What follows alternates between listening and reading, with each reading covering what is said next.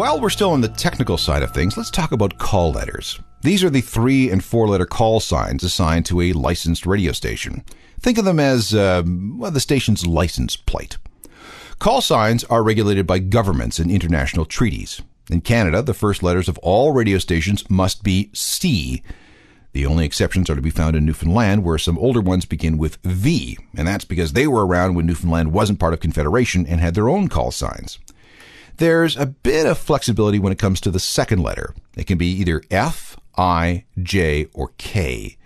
All stations in Canada, therefore, must begin CF, CI, CJ, or CK. No exceptions, except, of course, in Newfoundland. And all radio stations in Canada must have 4 letters in their call signs. The only exceptions are the oldest stations. When they were founded in the 1920s, they had call signs with 3 letters, and there were still a few of those. The U.S. has its own rules. If a station is east of the Mississippi, the first letter of the call sign has to be W. There are some exceptions because they were either grandfathered in when the new rules came into being, or because the Mississippi River isn't a good dividing line in some places. And Minnesota is a really good example of that. Australian radio stations begin with a number that corresponds to its home state, followed by 2 or 3 letters. In the UK, though, they prefer to give non-BBC stations just a name, like Capital FM.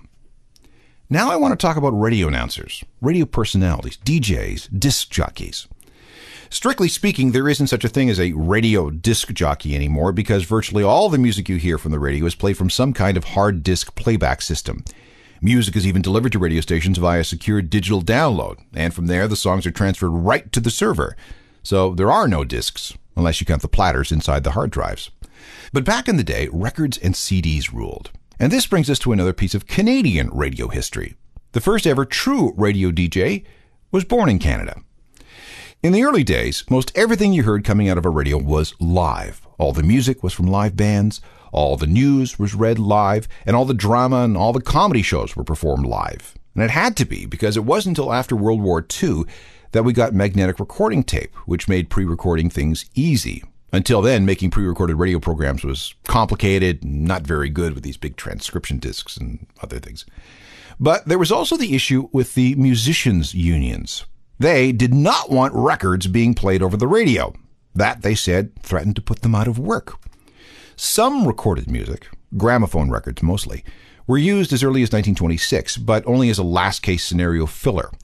But in 1932, this Canadian-born announcer named Al Jarvis convinced his boss at an LA radio station to let him create a show that involved nothing more than him playing records and talking between songs.